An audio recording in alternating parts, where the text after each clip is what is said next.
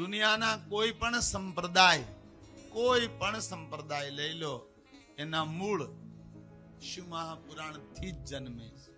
પછી 18 પુરાણ લઈ લો, 6 શાસ્ત્ર લઈ લો, 4 વેદ લઈ લો, ઉપનિષદ લઈ લો, ઠીક પડે એ લઈ લો, પણ એનું મૂળ અહીંયા જોડાયેલું છે કે આ ગ્રંથ આખીર શું છે. શિવપુરાણમાં 3 પ્રકારનો પરિચય છે. એક સંચિત પરિચય, એક મધ્ય પરિચય અને એક પૂરણ પરિચય. પૂરણ પરિચયમાં પૂરો ગ્રંથ અધ્યયન કરવામાં આવે છે. મધ્યમાં એક શિવ મહાપુરાણની મહિમા કથા છે અને બીજ રૂપમાં સંચિતમાં એકાદશ મહિમા લખવામાં આવી છે. એકાદશ નો અર્થ 11 એવી વિશેષતા, શ્રેષ્ઠતા બ્રહ્માંડમાં શિવ મહાપુરાણથી જન્મી છે, જેનો જોડ આ બ્રહ્માંડમાં ક્યાંય નથી. મતલબ આખા અસ્તિત્વનું બીજ, આખા બ્રહ્માંડનો પાયો, આખા બ્રહ્માંડનું સર્જન એ શિવ મહાપુરાણ છે. દુનિયાના કોઈ પણ સંપ્રદાય લઈ લો, એના મૂળ શિવ મહાપુરાણ થી જ જન્મે છે. આ વાતને થોડી ધ્યાનમાં લેજો. પછી 18 પુરાણ લઈ લો, 6 શાસ્ત્ર લઈ લો, 4 વેદ લઈ લો, ઉપનિષદ લઈ લો, ઠીક પડે એ લઈ લો, પણ એનું મૂળ અહીંયા જોડાયેલું છે.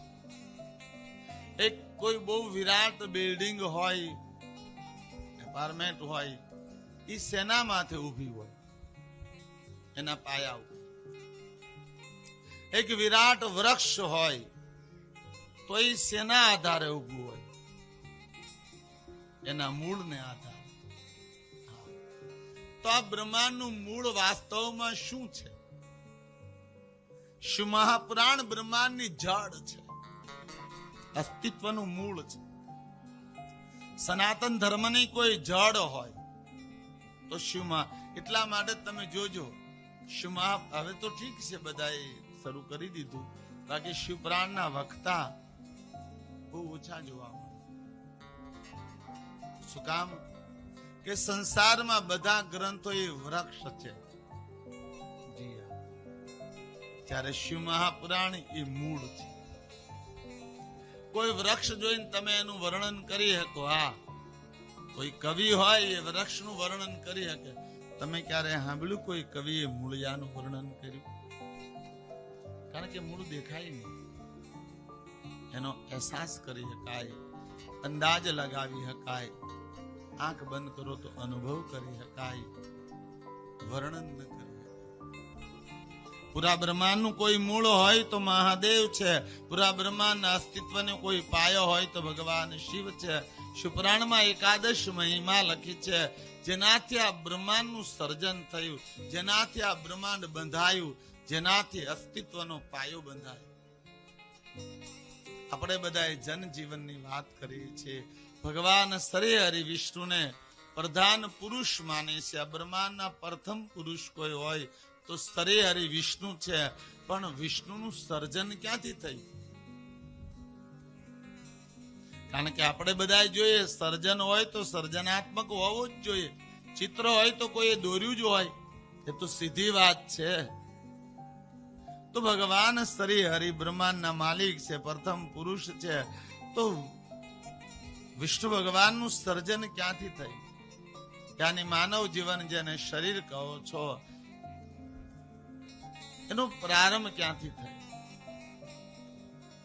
શિવ મહાપુરાણમાં એની યાત્રા છે કે આ બ્રહ્માંડમાં અંધકાર હતો, આ પૃથ્વી રૂપી ટુકડો આકાશમાં તરતો હતો.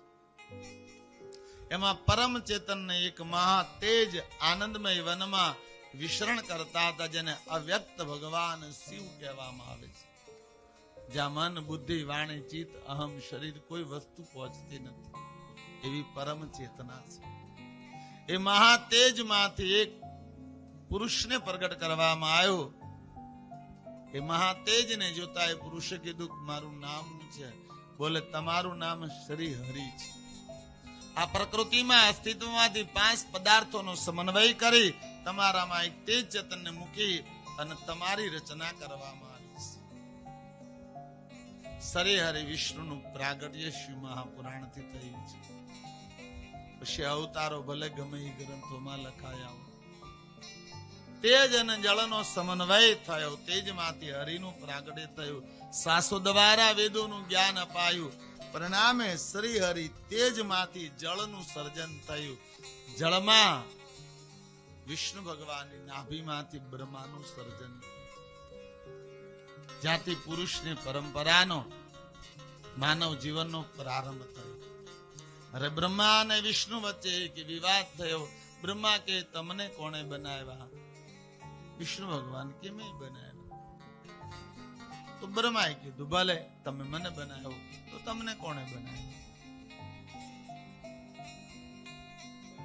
વિષ્ણુ ભગવાનને કીધું તો તમને કોણે બનાવ્યો? બ્રહ્માએ કીધું મેં બનાવ્યા, તો મને કોણે બનાવ્યો? પ્રશ્ન ત્યાં રહેતો. બંને દ્વારા એક સ્વાધ્યાયિક અધ્યયન કરવામાં આવ્યું. એક વિરાટ પ્રકાશ સુમેરુ પર્વત માથે પ્રગટ થયો, જેને જોતા બ્રહ્મા અને વિષ્ણુ સ્થિર થયા. યાની એકાદશ મહિમામાં પહેલો મહિમા માનવ જીવનનું સર્જન, મનુષ્ય શરીરનું સર્જન શિવ મહાપુરાણથી થયું છે. જેને હરિ કહો છો, એનો જન્મદાતા કોઈ હોય તો એ ભગવાન શંકર છે. જેને બ્રહ્મ કહો છો, બ્રહ્મા કહો છો, એનું સર્જન કરનાર હોય તો એ ભગવાન શિવ છે. બંને વચ્ચે વિવાદ થયો કે મહાપ્રકાશમાંથી એક પરમ તેજ પ્રગટ થયું. બ્રહ્મા અને વિષ્ણુ અટકી ગયા કે આપણી વચ્ચે આ ત્રીજું કોણ છે? બે અંત પામવાનો પ્રયાસ કર્યો પણ અંતને પામી શકાય નહીં. પ્રણામે બંને નમસ્કાર કર્યો. એ મહાતેજમાંથી 5 અક્ષરોનું પ્રાગટ્ય થયું. અકાર, મકાર, ઉકાર, બિંદુ ને નાદ. એ 5 નો સમન્વય થતા એક ધ્વનિ થયો, હું ઓમકાર છું. અહીંયા ઓમ નારાયણ નું પ્રાગટ્ય થયું. બોલે ઓમ નારાયણ ભગવાન કી જય. એક મહાધ્વનિ ઓમકાર પ્રગટ થયો અને ઓમકાર ને બંને દેવતાએ નમસ્કાર કર્યો. ઓમકાર માંથી સ્વયં ભગવાન રુદ્ર આકૃતિ રૂપી બંને દેવતાઓને દર્શન આપ્યા. અહીંયા રુદ્ર નું પ્રાગટ્ય થયું. બોલે રુદ્ર નારાયણ ભગવાન કી જય. ભગવાન શિવજીએ કીધું મારું એકાક્ષર મહામંત્ર ઓમકાર છે.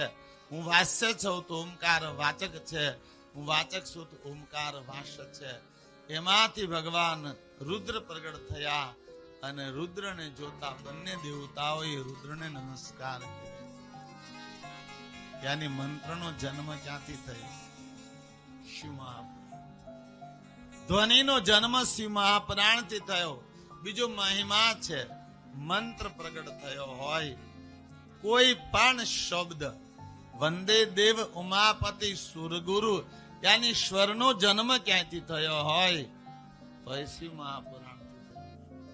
જેને તમે મંત્ર કહો છો. રુદ્ર ને રુદ્રાણીને નમસ્કાર કર્યા બંને દેવતાઓએ. બંને દેવતાઓના માથા પર હાથ મૂકી સ્વયં મહાદેવે આ બ્રહ્માંડમાં પહેલી દીક્ષા આપી અને મંત્ર અપાયો. સ્વયં ભગવાન રુદ્ર બોલ્યા છે, ઓમ નમઃ શિવાય.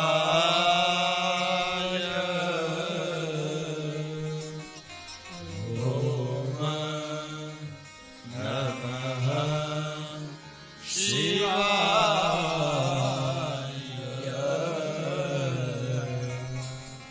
ઓમ નમઃ શિવાય.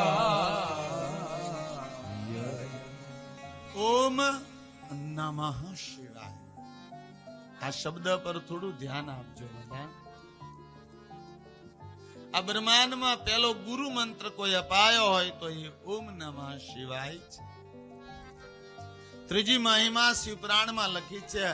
ગુરુનું સર્જન ક્યાંયથી થયું હોય તો અહીં અહીંથી થયું છે.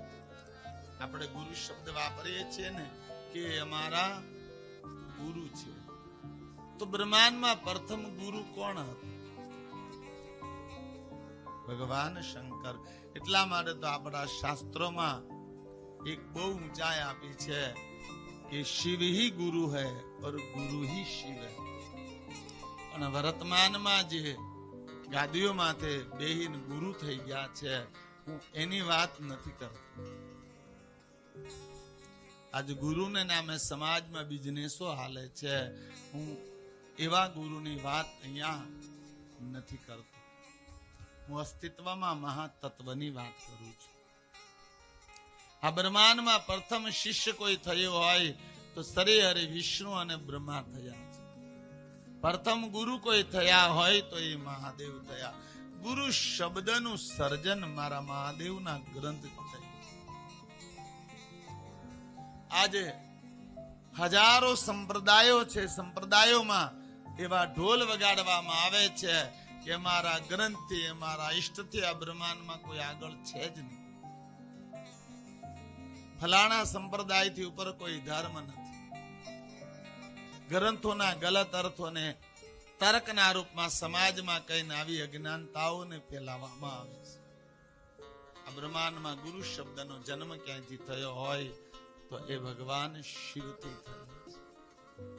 જી શિષ્ય કોઈ બન્યા હોય તો વિષ્ણુ અને બ્રહ્મા બન્યા છે.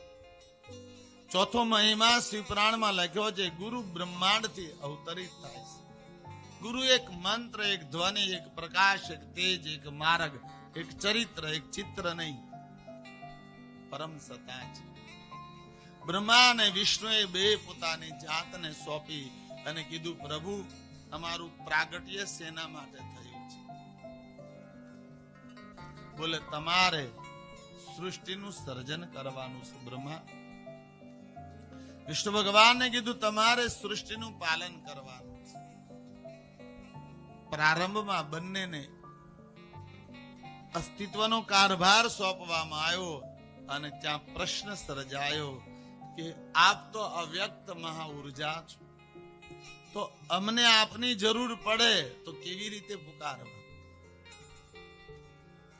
અમને તમારી જરૂર પડે તો અમારે મહાશક્તિ જોઈતી હોય તો હે ઈશ્વર, હે પરમાત્મા, તમારી આરે વાર્તાલાપ કેમ થાય? ભગવાને કીધું, મંત્ર છે, એના દ્વારા એક યંત્ર આપું છું, એ યંત્રનું આપ પૂજન કરજો. મતલબ અત્યારની ભાષામાં કેવું કહી શકાય કે એક મોબાઈલ આપ્યો અને પછી નંબર આપ્યો. નકરો મોબાઈલ એ કામનો નહીં, નકરા નંબર એ કામના નહીં. બેનો સમન્વય હોય તો જ તમે કોઈ સાથે વાત કરી શકો. ત્યાંની મહા ઉર્જા માટે નંબર હતો ઈશ્વરને આરે જોડાવાનો, ઓમ નમઃ શિવાય. અને મોબાઈલ મહાયંત્રનું નામ હતું દિવ્ય શિવલિંગ. ભગવાન રુદ્ર અને રુદ્રાણીનો પ્રકાશ આમાં જ્યોતમાં સમા છે. એમાંથી એક લિંગનું પ્રાગટ્ય થશે. એ બંને દેવતાઓ એનું પૂજન કરશો, જેના દ્વારા આપ સીધા મારી હારે વાર્તાલાપ કરી શકશો. પૂરા અસ્તિત્વમાં ઈશ્વરને પામવાનું કોઈ મહાયંત્ર હોય તો એ શિવલિંગ છે. એ મહાજ્યોતમાંથી એક લિંગ પ્રગટ થયું. આદિનારાયણ ભવાની જલધારી રૂપ આની બિંદુ આકાર ધારણ કરો. એ પૃથ્વી માથે શિવલિંગ આવતા જલધારીમાં સ્થાપિત થયું. અહીંયા એક લિંગીનો જયકાર થયો. બોલે એક લિંગી ભગવાન